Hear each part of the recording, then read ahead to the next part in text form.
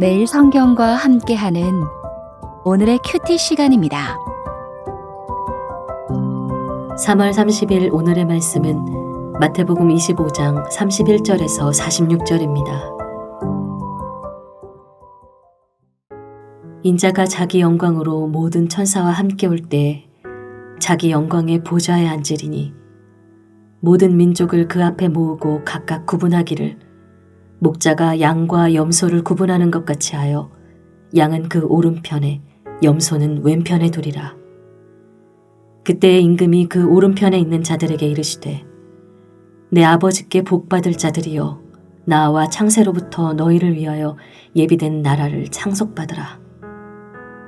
내가 줄일 때에 너희가 먹을 것을 주었고 목마를 때에 마시게 하였고 나그네 되었을 때에 영접하였고 헐벗었을 때에 옷을 입혔고 병들었을 때에 돌보았고 옥에 갇혔을 때에 와서 보았느니라. 이 의인들이 대답하여 이르되 주여 우리가 어느 때에 주께서 줄이신 것을 보고 음식을 대접하였으며 목마르신 것을 보고 마시게 하였나이까. 어느 때에 나그네 되신 것을 보고 영접하였으며 헐벗으신 것을 보고 옷 입혔나이까. 어느 때에 병드신 것이나 옥에 갇히신 것을 보고 가서 배웠나이까 하리니. 임금이 대답하여 이르시되 내가 진실로 너희에게 이르노니 너희가 여기 내 형제 중에 지극히 작은 자 하나에게 한 것이 곧 내게 한 것이니라 하시고 또 왼편에 있는 자들에게 이르시되 저주를 받은 자들아 나를 떠나 마귀와 그 사자들을 위하여 예비된 영원한 불에 들어가라. 내가 줄일 때에 너희가 먹을 것을 주지 아니하였고 목마를 때에 마시게 하지 아니하였고 나그네 되었을 때에 영접하지 아니하였고 헐벗었을 때에 옷 입히지 아니하였고 병들었을 때와 옥에 갇혔을 때에 돌보지 아니하였느니라 하시니. 그들도 대답하여 이르되 주여 우리가 어느 때에 주께서 줄이신 것이나 목마르신 것이나 나그네 되신 것이나 헐벗으신 것이나 병드신 것이나 옥에 갇히신 것을 보고 공양하지 아니하더이까. 이에 임금이 대답하여 이르시되 내가 진실로 너희에게 이르노니 이 지극히 작은 자 하나에게 하지 아니한 것이 곧 내게 하지 아니한 것이니라 하시니. 그들은 영벌에 의인들은 영생에 들어가리라 하시니라.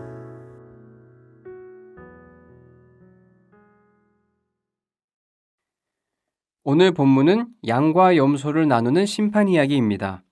이 내용은 24장 36절부터 시작된 마지막 때에 관한 가르침의 절정이자 결론입니다.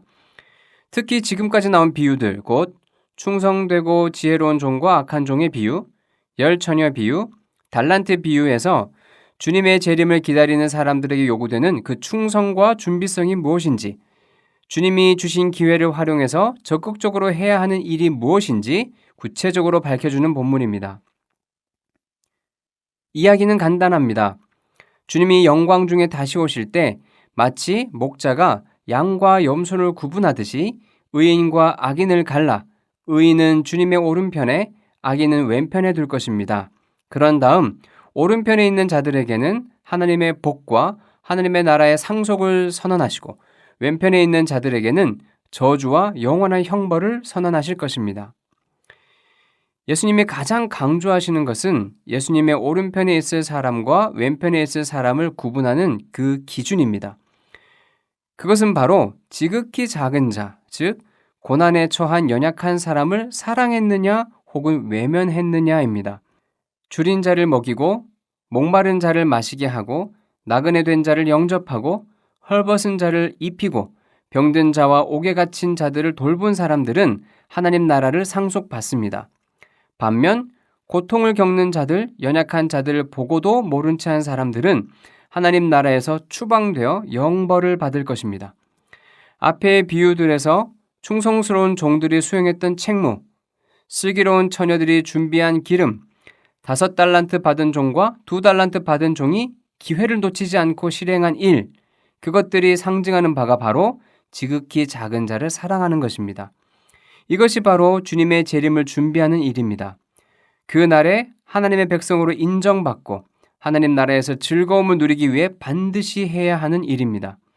지극히 작은 자들, 가난하고 연약하고 아픈 이들을 무시하거나 외면하는 사람은 하나님의 충성스러운 종일 수 없고 그 날에 하나님 나라를 누릴 수 없습니다.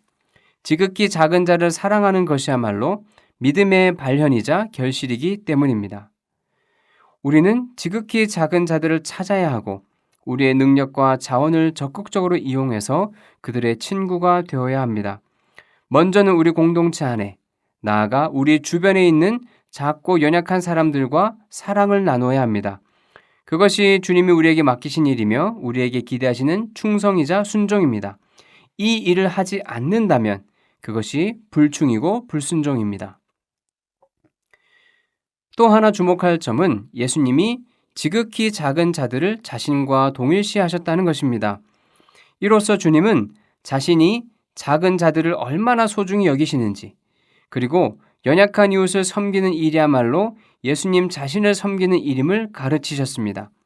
이로써 힘없고 가난한 사람들의 아픔을 그저 그들의 무능력 탓으로 돌리거나 타고난 운명 탓으로 여기는 태도, 또 그들의 고통을 당연한 것으로 바라보는 시선을 교정해 주신 것입니다. 예수님을 사랑하는 사람, 진정으로 예수님을 섬기고 싶은 사람은 약하고 소외된 이웃을 멸시하거나 무시할 수 없습니다. 그들을 아프게 둘 수 없습니다. 그런 이웃을 만나면 마치 주님을 대하듯 최선을 다해 섬길 것입니다. 사실 주님의 오른편에 있는 의인들이 한 일, 즉 고통하는 사람에게 구제와 환대, 위로와 돌봄을 실천하는 그 자리는 예수님이 이 땅에 계실 때 내내 머무셨던 삶의 자리였습니다. 지금 우리가 예수님이 계셨던 환대와 긍휼의 자리에 머문다면 주님은 심판날에 우리를 주님 곁에 머물게 하실 것입니다. 그러나 예수님이 계셨던 그 자리, 연약한 사람들의 곁을 멀리한다면 심판날에도 주님은 우리를 멀리할 것입니다. 마지막 날에 주님 곁에 머물기 원한다면 주님이 찾아가서 돌보셨을 그 사람 곁으로 지금 가야 합니다. 마지막으로 예수님이 말씀하신 지극히 작은 자가 누구인지 생각해 보겠습니다. 예전에는 이들이 박해받고 고통받는 모든 이웃을 가리킨다는 견해가 주류였는데 최근에는 40절에서 예수님이 여기 내 형제 중에 지극히 작은 자라고 언급하신 데에 주목하면서 신앙 공동체 안에 있는 연약한 자들이나 예수님을 따르다가 여러 어려움을 겪는 제자들이라고 보는 견해가 지지를 얻고 있습니다. 저는 둘 다 포괄한다고 생각합니다. 재림하신 예수님이 여기 내 형제 중에 지극히 작은 자들이라고 하셨다면 그들은 예수님이 오시기 전에는 믿지 않던 사람들일 수 있습니다. 신앙 공동체 안에 있지 않으면서 어려운 형편에 처해 있던 사람들일 수 있습니다. 그런데 예수님의 신실한 제자들이 그들을 외면하지 않고 예수님을 본받아 그들을 돌보고 섬기자. 제자들이 보여준 사랑을 통해 예수님을 믿게 되어 마지막 날에 예수님 곁에 서 있게 된 것일 수 있습니다. 그렇다면 지극히 작은 자를 사랑하고 섬기는 것이 효과적인 선교의 방법이라고도 할 수 있습니다. 그렇기 때문에 우리는 더욱 힘써 가난과 재난, 또 압제와 박해 속에서 고통당하는 사람들을 사랑해야 합니다. 이렇게 해서 주님의 재림에 관한 가르침이 마무리됩니다. 예수님의 재림을 믿는 우리는 알 수 없는 그때가 언제인지 알려고 하지 말고 주님이 오시는 그 날까지 주님을 사랑하는 마음으로 우리의 연약한 이웃을 사랑하며 살아야 합니다. 충성스럽게 사랑하는 것이 그 날을 기다리는 가장 지혜로운 방법입니다. 기도하겠습니다. 가난한 자에게 복음을 전하시고 포로된 자에게 자유를 주시고 눈먼 자를 다시 보게 하시고 억눌린 사람을 자유롭게 하신 예수님, 주님이 다시 오시는 날까지 주님이 사셨던 대로 살고 싶습니다. 가난하고 병들고 소외된 사람들 곁으로 다가가 그곳에서 다시 오실 주님을 기다리고 싶습니다.